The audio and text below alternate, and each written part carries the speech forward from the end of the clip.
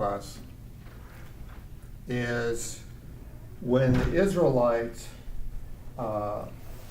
left Egypt, we often talk about freedom. They were free. Ta-da! They left slavery and they were free. But I think we should define that further and we should say they were liberated from Egypt, but they were not free. And I think that's an important distinction, because liberation and freedom are not the same thing. And we see that in these Torah portions, how they were physically liberated, but how they struggled in their freedom. Because freedom, we often don't, in America, truly understand what freedom is.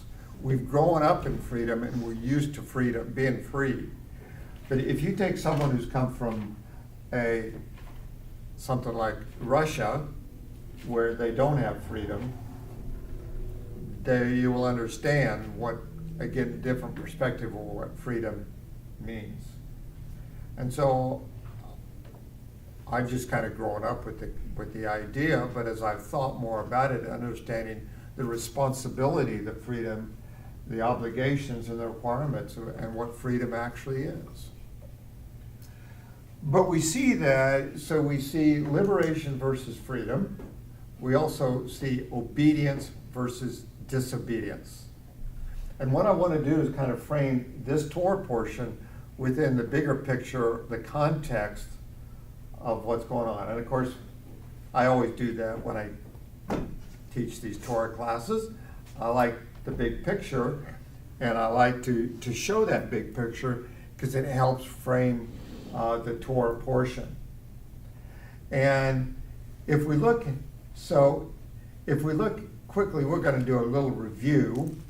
And if we go to Exodus 12, we see the Passover. And of course, then in Exodus 14, when they leave, and what happens? Okay, so here's hardship number one. So we're going to look at these hardships as it leads up to Korah. Hardship number one. Pharaoh pursues the Israelites. Now, what was Israel's response?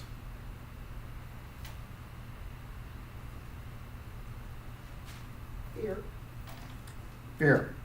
So we see that in 14, verse 10.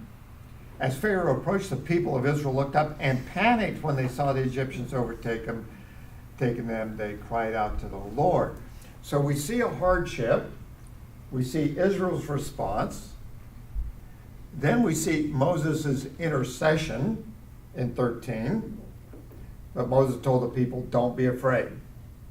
Just stand still and watch the Lord rescue you today. So, and then we see the Lord's response of the Red Sea, so of opening the path. So we see this pattern. We see a hardship. We see Israel crying out in despair. And we see Moses' intercession. And we see the Lord's response. Now these may vary a little bit, but generally that's the pattern. And in this case, it's interesting to note that Moses said, don't do anything. Just sit back, relax, cool yourself, sit back, calm yourself, see what the Lord will do. So we see that in hardship with number one. And a lot of times the Israelites' response is crying out in panic, fear. It's like, we're going to die. We're going to die. We're going to die. But the Lord's response is life. So we have also in this idea of death versus life, and the Lord offers life. So we see this pattern in all of these hardships that lead up. And there's so many hardships, we kind of got to look at these. What's going on? And the second hardship is in Exodus 16.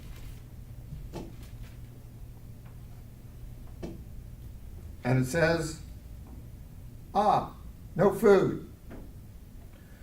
So In the first hardship, they were not safe. The second hardship in Exodus 16, no food. So what's Israel's response? Verse 3. If only the Lord had killed us back in Egypt.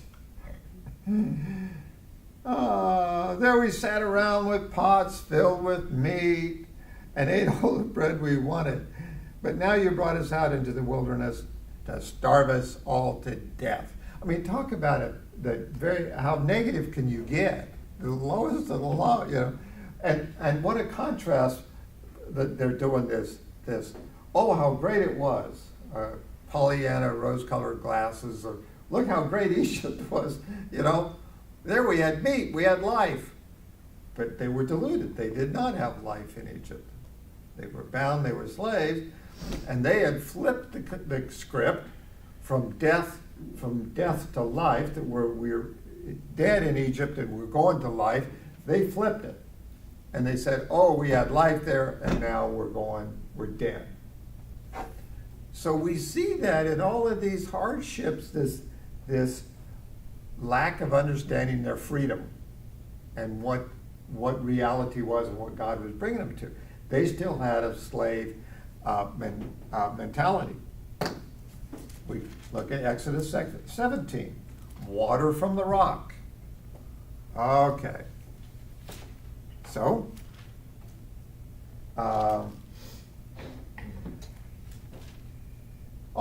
so in verse 1, there's no water there for the people to drink. So once more the people complained against Moses.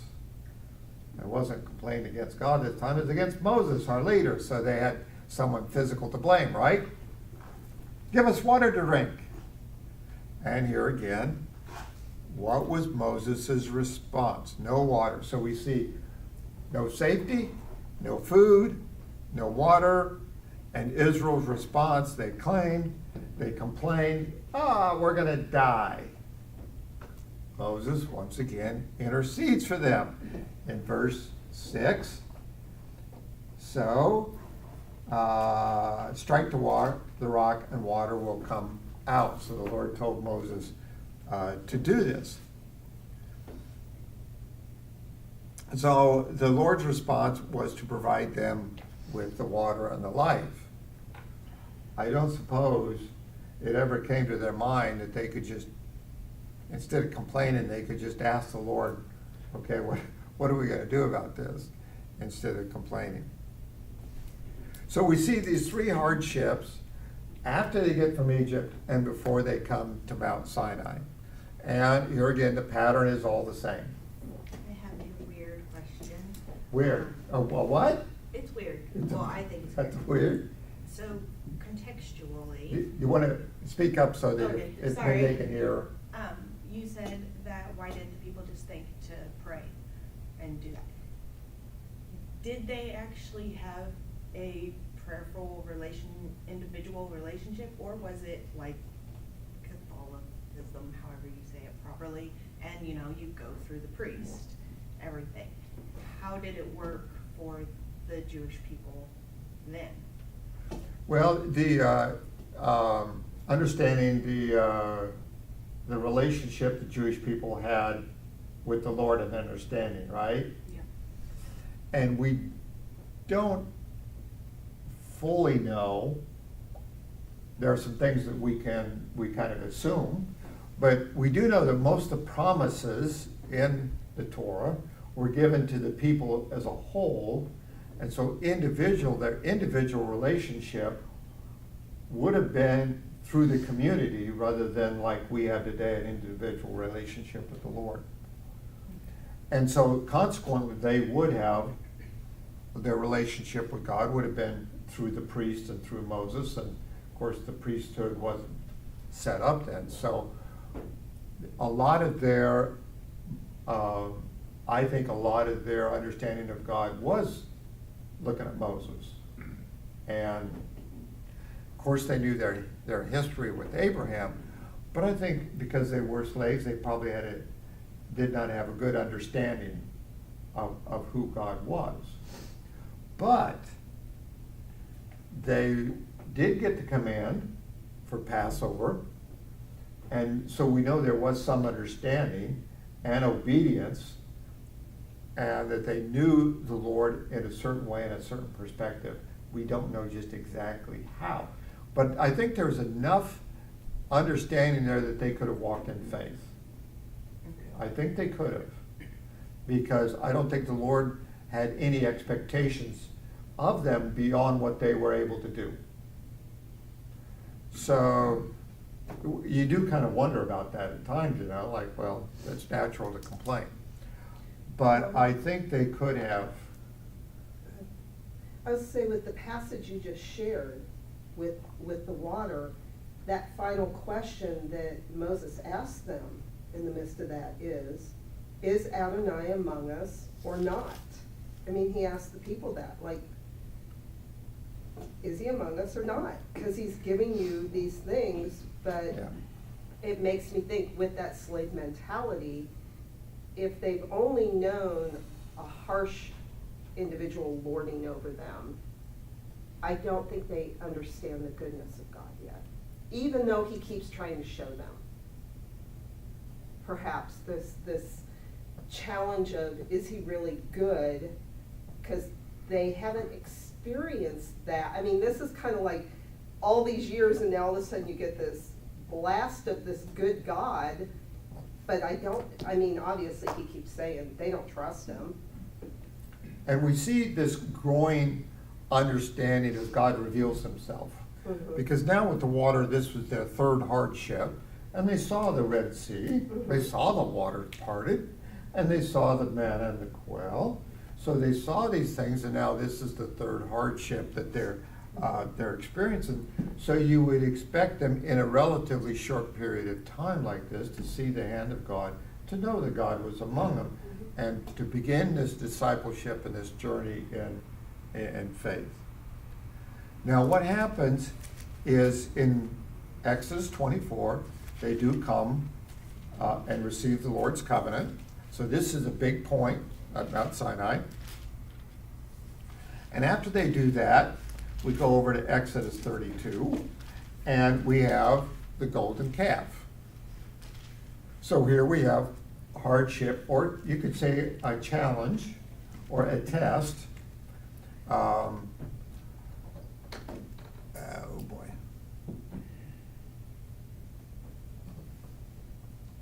Write myself a note. So we have that in 32, where all of a sudden their leader, Moses, is gone. So we have, in a sense, a missing leader, a lack of leadership in that sense, that he wasn't there. And what's Israel's response? Come, make us some gods who can lead us. So their immediate response was to look to solve the problem themselves. And then Moses, in verse 11, intercedes again. So Moses tried to pacify the Lord, his God. So we see the same scenario. We have a test, we have a hardship, we have a challenge, and Israel responds not in a very spiritual way. Moses intercedes, and the Lord's response is in verse 27 to 28. He responds. So he told the priest to take the swords and go back and forth from one of the camp and to kill to the other and kill everyone. So they killed about 3,000 people that day. So now we see the Lord's response as a much more drastic effect. But you can also see these challenges, you know, if we wanted to spend all day talking about this, we could. So I'm trying to summarize this stuff. Because this fourth hardship of the golden calf, creating an image and worshiping this calf like they do pagans, it becomes like the ultimate, adultery. And what would be the, not loving God and worshiping idols. So this then calls not just for the Lord's solution, but it calls for the Lord's response to punish them. Now so the covenant was a main revelation. In Exodus 35 we see the revelation of the glory and the goodness of God, which is a major revelation of God's character. So now we see, like what you mentioned, we see a further revelation of God to his people. And he talks about the God of compassion and mercy, slow to anger and filled with unfailing love and faithfulness. I lavish unfailing love to 1,000 generations. I forgive iniquity, rebellion, and sin. I do not excuse the guilty. So we see that with the golden calf. I lay the sins of the parents upon their children and grandchildren. The entire family is affected, even children in the third and fourth generation. So we see the revelation of God, and these ideas in 33 then become such an identity. We'll see them all through the rest of Scripture. We'll see this idea of God, compassion and mercy, slow to anger and filled with unfailing love and faithfulness.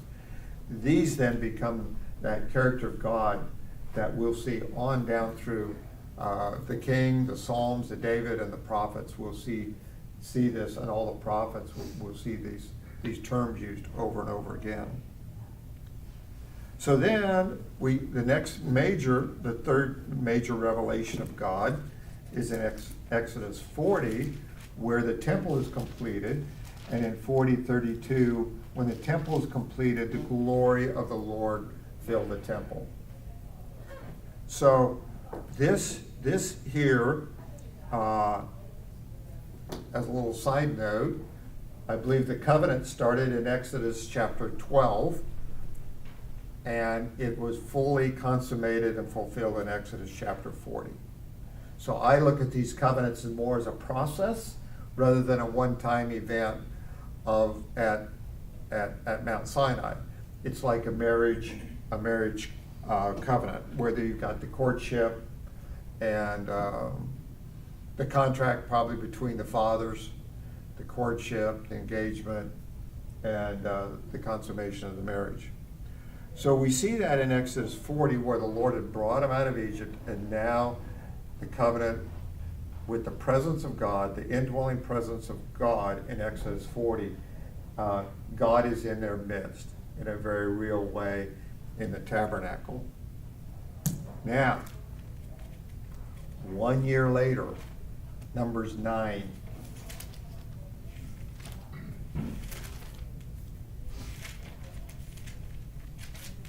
See, if we made a movie of this, we could start with Numbers 9, and then we'd do a flashback.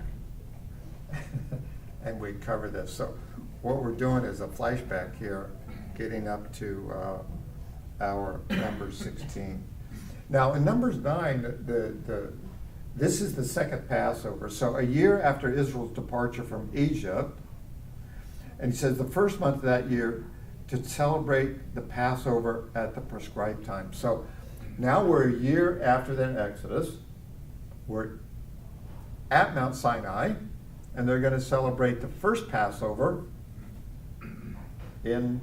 as free people, okay? Even though they don't quite understand it. So the first Passover was celebrated in bondage, and now it's free people. Now, as a note, they will not celebrate another Passover until, well, they'll celebrate the second month, and I'll get to that. But beyond that, the next Passover is in the land with Joshua. The next Passover that's in the first month. So the 40 years they were wandering, or 39 years they were wandering, they didn't. 39, 40 years maybe from the wilderness, depending on how probably 40 years from the wilderness, because that's what it is noted. So it'd actually be 41 years from the very first one. Okay, so it's a year, 40 years wilderness, and then the land. Okay. Now, it is good to note that's in Numbers 9, and then in Numbers 9:11, Passover is so important that the people were not able to celebrate it because they were unclean, said, we want to celebrate it. And so the Lord gave them second Passover in the second month. And they celebrated that in the second month. And that's interesting to note, I mean, how important Passover is, because it initiates that relationship with the Lord. It's a thing that kicks everything off in terms of the festival season. So it is really very, very important, and that's why the Lord allowed them to have that second Passover. So, in Numbers 10, after they celebrate the second Passover, so in Numbers 10, verse 11, okay, in the second year after Israel's departure from Egypt, on the 20th day of the second month, the cloud lifted from the tabernacle of the covenant. So the Israelites set out from the wilderness of Sinai and traveled on from place to place until the cloud stopped in the wilderness of Paran. So now we see in this scenario, in the second month, after they finish celebrating the second Passover of the second year, or of their first year in the wilderness, if we can keep all these numbers straight. So on the 20th day, so they give a few days after Passover, they set out. Now what happens? Chapter 11. Soon the people begin to complain about their hardship. So this is hardship number 5. It's too hard.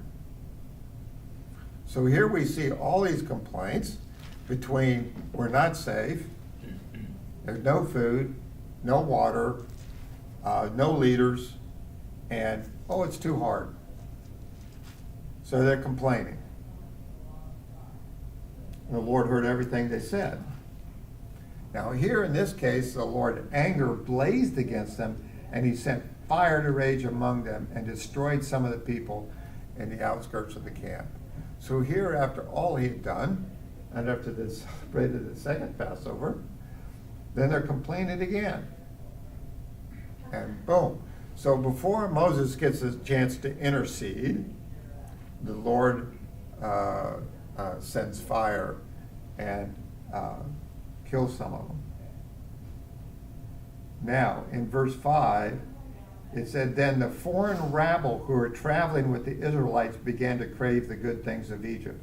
What do some of your versions say in chapter 11, verse 4? Does it use rabble or what? Grumblers. What? Grumblers. Yeah, mine as well. The TLB version says grumblers as well. You got a different version?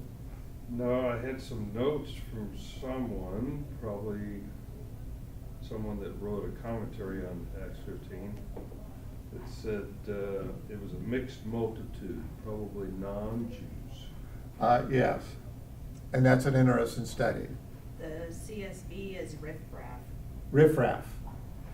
So that term, whether you mix multitude or riffraff or Vulgar. foreign rabble, gives us an idea that some people who left Egypt, some I think align themselves with the Israelites and believed in their God, and others I think just used it as a chance to escape Egypt.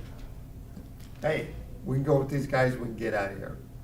And you'll notice that, and I think that's important because the foreign rabble who were traveling with the Israelites began to crave the good things of Egypt. So you had within the midst of Israel, you had these people that were causing and stirring up problems. It's a challenge if you get people that are causing and stirring up problems. This mixed multitude, this riffraff, this rabble. And we could probably do a Hebrew word study on that, why they use these different terms in Jubilee, the Jubilee Bible says vulgar. really. Yeah. So these were these, when you really think about it, there's a lot there that could be understood. Now, they began to crave the good things of Egypt. So, the good things.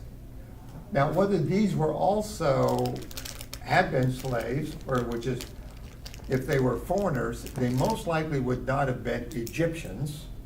Egyptians would not probably wanted to leave Egypt unless they had been slaves themselves. And I don't know if Egyptians enslaved each other or just foreign people.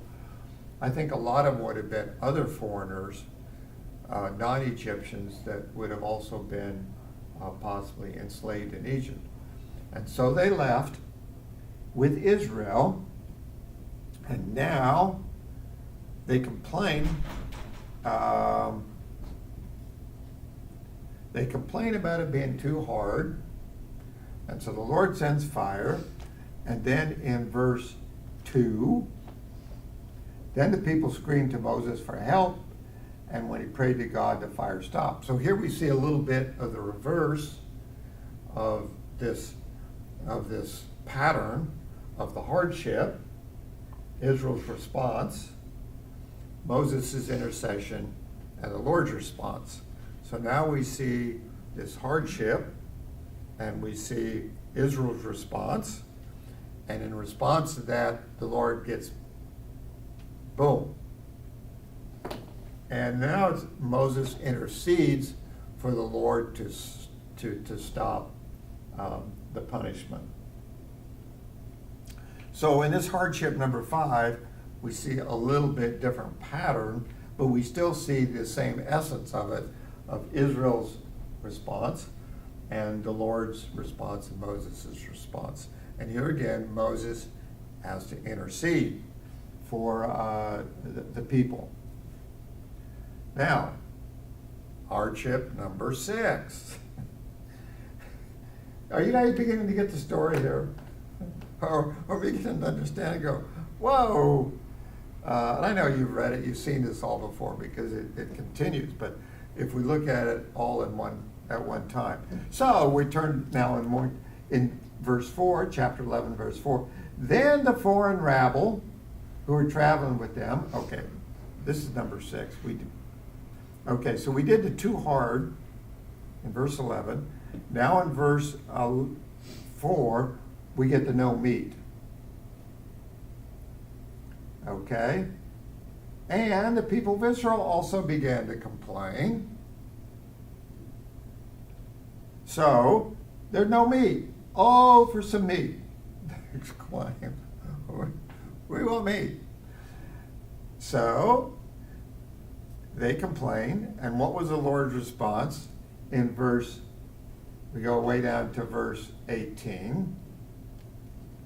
So here we see, so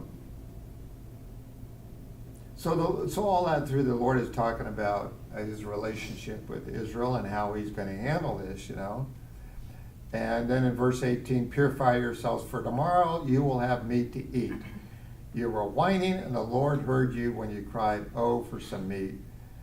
We were better off in Egypt. We could have actually gone back. We started with Exodus 12, but we could have gone back to when the Lord started complaining to Moses in the first place when they were in Egypt. We could have gone way back to that, but we didn't. So the Lord said, okay, you're going to eat meat. The Lord will give you meat, and you will have it to eat. And it won't be for just a day or 2, or 5 or 10 or even 20. You will eat it for a whole month until you gag and are sick of it. Now, can you imagine the Lord saying, you complainers and whiners of kingdom living, I'm going to make you eat Jack Stack's barbecue every day and every meal for a month. I suppose if we did that, we'd probably kind of gag on that too, wouldn't we? Oh, I want barbecue. Why did we ever leave Egypt? So, we see that in number 6. Hardship number 7. Problem number 7. Hardship, test. And this is in Numbers 12. So now we get Miriam and Aaron. Now, in chapter 12, it says, while they were at Hazeroth, Miriam and Aaron criticized Moses. Now, Miriam is mentioned first, and usually the person who's mentioned first has a higher importance or priority. So from this reading here, it would seem that Miriam was the instigator of this criticism, and most likely Aaron kind of listened and then became involved with that and joined her and said, has the Lord spoken only through Moses? So now we see in problem number 7, we've seen all this no safety, no water, no food, lack of leadership, no meat. And now we're seeing another complaint arise. What was the Lord's response in verse 4? Well, he gave Miriam leprosy. And so we know it was probably her because Aaron didn't receive that punishment. So she was probably the instigator of this criticism. And in verse 13, then, Moses, oh God, I beg you, please heal her. So Moses intercedes again. So here, this was like the last problem, where you have a problem or a hardship or challenge, and you see essentially Miriam was being critical, or the problem of leadership, and the response of being critical and complaining, and you see the Lord's response and Moses' intercession. Now, we go on to the scouts in number 13. So you all know these stories, so we're covering them quickly, and we know how the scouts went out. So here we go on to chapter 14, and we know that the scouts, 10 of them brought back a negative report. And at 14, the whole community began weeping aloud and cried all night. So here we have this challenge again, this test of going into the promised land. And this is challenge number 8, test number 8. And Moses and Aaron's response, at this point you see more of things where Aaron is, it's Moses and Aaron rather than just Moses.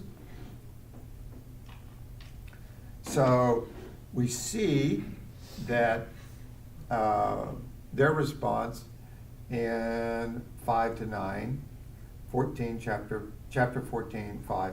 Then Moses and Aaron fell face down on the ground before the whole community of Israel. So their response was to cry out to the Lord in verse 8, if the Lord is pleased with us, he will bring us safely into this land. So Moses intercedes. Now, the interesting thing, in verse 17,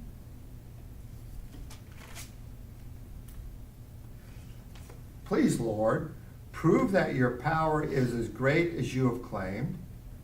For you said, the Lord is slow to anger and filled with unfailing love, forgiving every kind of sin and rebellion. So here is one of the first cases where Moses appeals to the character of God. And he says, you have revealed yourself to us as slow to anger and filled with unfailing love, forgiving every kind of sin and rebellion. So Moses appeals to the very character of God in asking for, that he doesn't destroy the whole people. So that's a very interesting thing, because here again, that idea, slow to anger, compassion, love, and mercy, is the character of God that will be shown throughout the rest of Scripture. So the Lord's response in verse 20, I will pardon them as you have requested.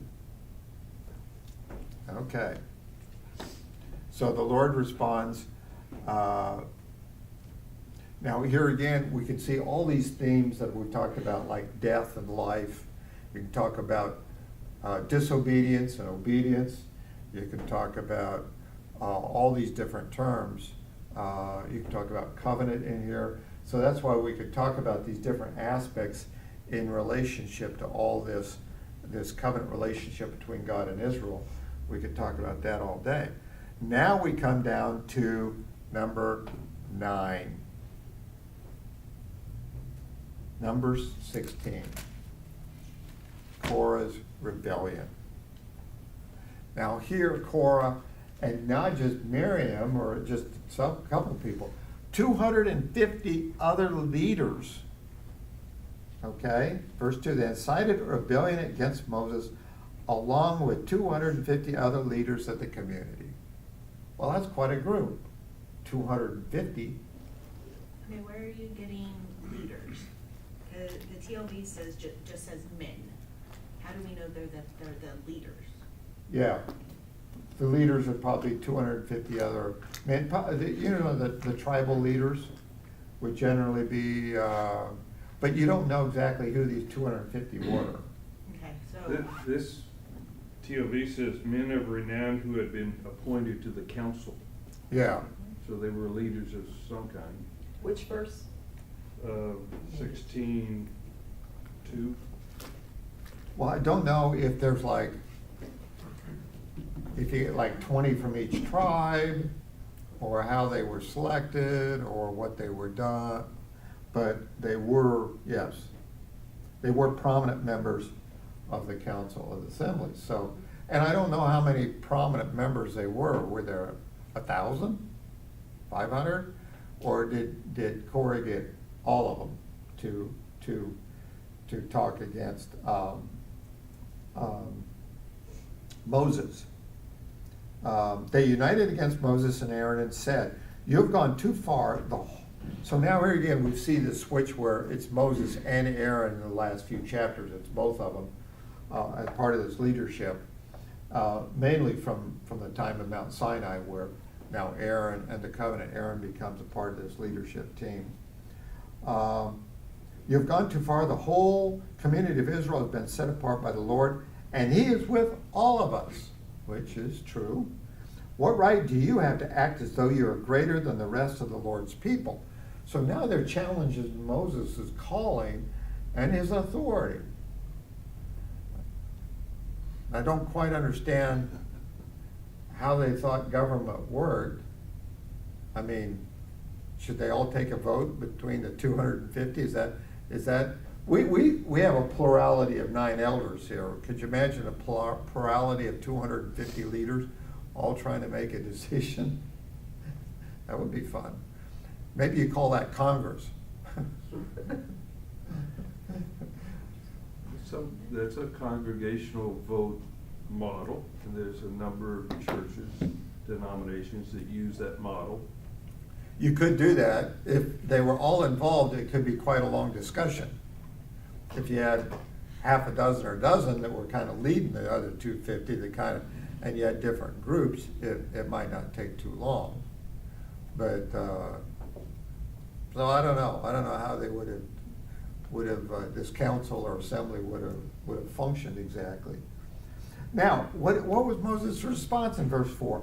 When Moses heard what they were saying, he fell face down on the ground. Now that's what they did the last time too. So Moses,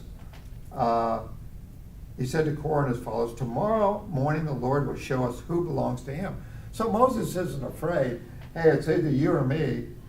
You know, the Lord will allow only those whom He selects to enter His presence. So it's like, if Lord kill me, if this isn't, take me away. So the complaining, the protesting against. So we have this rebellion. The Lord's response is in 31. He had hardly finished speaking the words when the ground suddenly split open beneath them. The earth opened its mouth and swallowed them in along with their household and all their followers who were standing with them, everything they owned. So they went down alive into the grave. Wow, what a literal grave. I mean, it didn't kill them, covered them, put them in the grave. So the Lord's response here was death. But the death that he gave to these for their disobedience and rebellion was really life for the whole community. And so we could always talk about looking at life and death. Sometimes the punishment and the death is given to preserve the whole community, to preserve Israel. Did you have something? Well, just a comment, if you don't mind. It wasn't that they were just put to death, but they were sent straight to hell. That's what the TLV version says. Yeah, yeah, right, boom, right down there. And open it up deep enough that they, but you see that when you understand these, if we talk more about death and life, that when the Lord brought death, is really for the purposes of preserving life for the whole community and preserving his name, because his name brings life. And that was important. So sometimes there's decisions that need to be made, even maybe within congregational settings, that may need to be made to preserve the life of the whole community. Now, lucky, we don't have to make decisions of power of life and death. And with Israel, that was different, their community. I heard some people say, well, why don't we follow the whole Torah? And well, we don't execute people. We can't do that. We live in a democracy, and we do not have the laws of life and death are in the government hands and not in our hands. That's within civil authorities and not with us. So our community is not at all like Israel, which everything was combined into one. So thank God we do not have to make those civil decisions. We do not have to have those courts of law. That's handled by the civil government. So thank God for that. That would not be a fun decision to make. So here we see that the Lord's response, and then in verse 35, the fire blazed forth from the Lord and burned up the 250 men who were offering incense. Okay? So we see here, now he did not take them, he did not open the grave and take the 250, but he killed them. The only thing that I've always felt kind of strange about is that everything that Korah, that it opened up along with their households.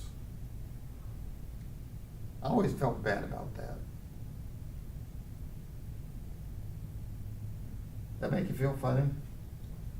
I mean, that their household, their women and their children, everything was destroyed. And we see that multiple times. Where now, I hope the innocent children and the innocent wives, even though they may have suffered with their lives, that they probably would not have suffered the same fate as those who rebelled. But it's not all of Korah, because some obviously didn't rebel because some wrote the Psalms. Some of the sons of Korah wrote Psalms. So there were some that opted not to stand in the rebellion because they were still around at the time of David.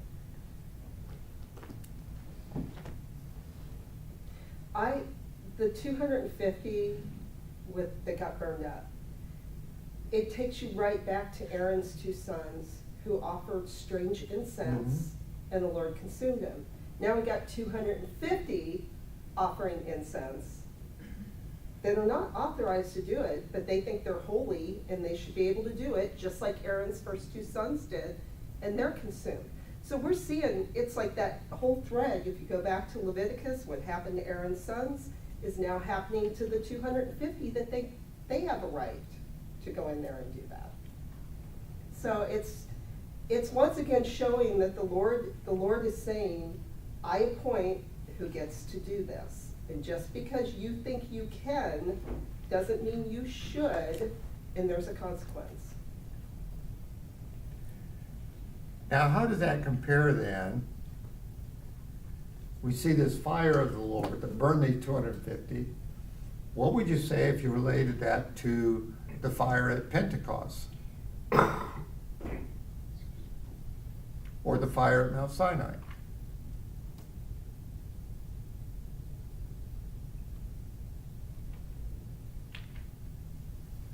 Besides one consumes and the other doesn't? Yes. What else can you think of in comparison, positive or negative?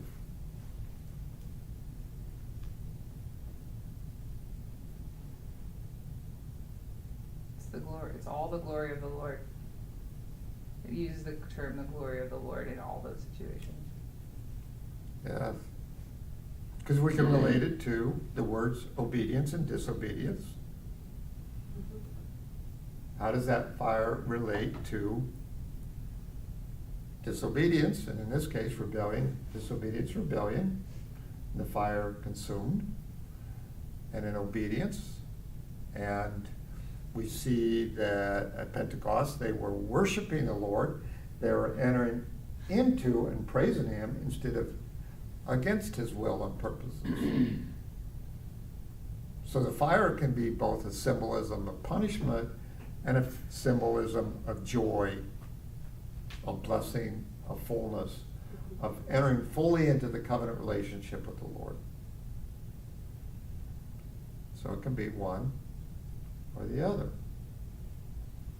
Whether we come into the Lord's presence and with pride, self-centeredness, narcissistic attitude, what's in it for me? Or Moses, we fall on our face on the ground and say, yes, Lord. Hineni, here I am. So, what is it? What chapter is it talking Deuteronomy, where the Lord later, is that somewhere around 30 or 30? I set before you life or death. And we see this whole thing between life or death. We think of death being Egypt and life being the promised land. And this choice is put before us. Do you have the chapter that is in life or death? I think it's 20. Deuteronomy. And it goes after all of Deuteronomy where the Lord is talking and yeah, or it's 30. 30, yeah. So, and after the Lord gives us all these commands in Deuteronomy, which we'll be talking about later, and in 30:11 he says, this command I'm giving you today is not too difficult for you. It is not beyond your reach. So this relationship with God is not too hard. It's not too difficult. It's not kept in heaven, so distance that you must ask, who will go up to heaven and bring it down so that we can hear it and obey. It is not kept beyond the sea or far away that you must ask, who will cross the sea to bring it to us so we can hear it and obey it. No, the message is very close at hand. It is on your lips and in your heart so you can obey it. And that same sense where you talk about what did the children of Israel, what did they know about God? I think it was always available to them, even if they did not have a complete knowledge maybe before Mount Sinai like they had after, but I think the presence of God was still available to them just as it was with Abraham, Isaac, and Jacob. In fact, I think the presence of God was upon the earth, and if we look at, he was upon the earth before Abraham. He was with Enoch and Noah. The presence of God does not necessarily say that once he chose Abraham, that he abandoned the rest of the world and he only was with Abraham or with the Israelites. The presence of God may have walked throughout the earth. You know? These are just. We have Melchizedek. So we have that God's presence was upon the earth, and that he was revealing himself to people, and that God fully can do that and does do that. And we've had testimonies of people who've never heard of the Lord, who've sought the Lord, and the Lord's revealed himself to them and revealed who he was. So I think he's always accessible and available if we seek who he is. And he goes on here in verse 15, now listen, today I'm giving you a choice between life and death, prosperity and disaster. And if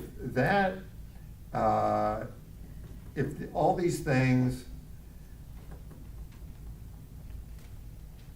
all these hardships that we've looked at, between life and death, prosperity and disaster. And the Lord was working with his people as he revealed himself and how he responded in these times of crisis, these times of testing. And if they had been faithful, how much better their life would have been. If they had followed the Lord in obedience and faithfulness and said, yes, Lord, here we are. We would rather die in the desert than to live in Egypt. And I think that kind of becomes our cry. We'd rather die in the desert with you, Lord, be obedient to you, than living in Egypt. But sometimes we get our little priorities mixed up, don't we? Like the Israelites, we'd rather live in Egypt than die in the desert. The Lord is saying, hey, I am with you. I've revealed myself to you. We see the same thing in the other parts of the Torah portion in 1 Samuel, where we have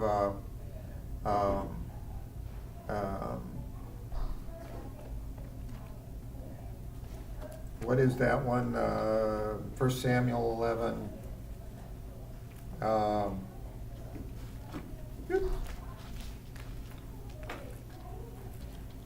So all the Torah portion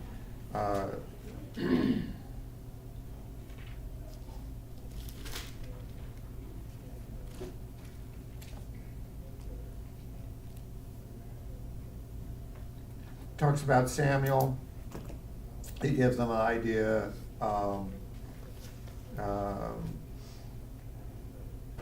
And in chapter 12, in being part of the land, don't go back to worshiping worthless idols that cannot help or rescue you. Totally useless. The Lord will not abandon his people because that would dishonor his great name. So we could even spend time talking about God's great name and the name of God. Of course, then in Acts chapter 5, we talk about Ananias and Sapphira and their sin of selling their land and presenting it to the Lord. And which, like, there's your land, your property to sell, and it's even your money afterwards, but you lied to the Holy Spirit. So they were deceiving other people. And of course, the Lord punished them for that. And then we get John chapter 9 and 10, which is another part of the portion this week. And I love the thing in John 10, because this all relates to the relationship and walking with the Lord. And we'll quickly point out John 10.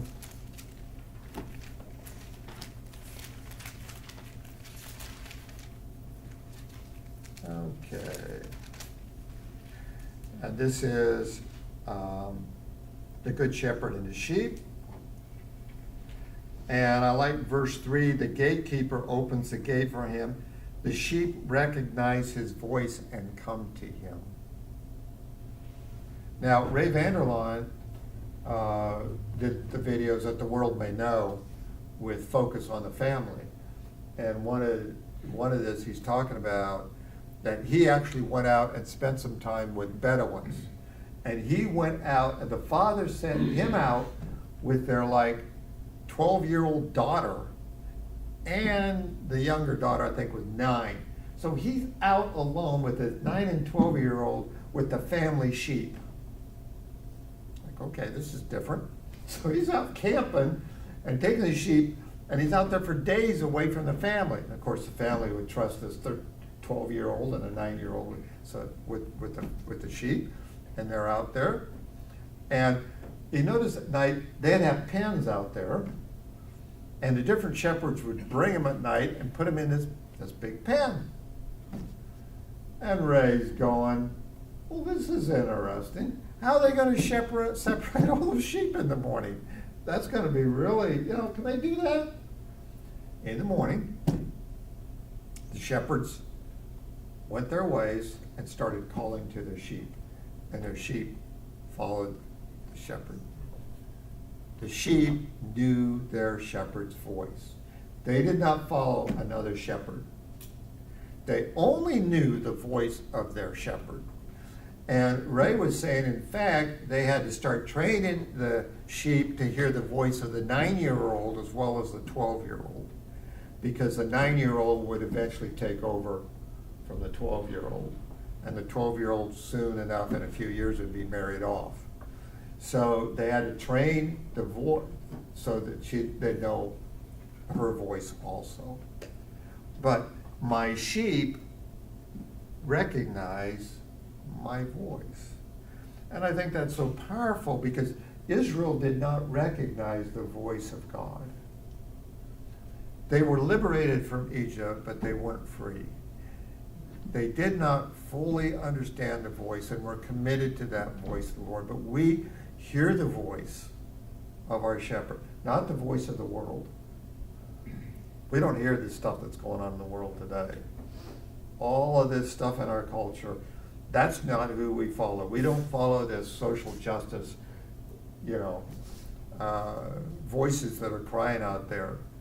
We follow his voice, and we know his voice. And I think that's something that we need to, is that more and more we should be able to, through the power of the Holy Spirit, hear his voice. I really think in this day and age, I think the Lord wants us even more to be able to hear his voice with clarity and understanding through the Holy Spirit, and that we will have dreams and visions, and that we will prophesy.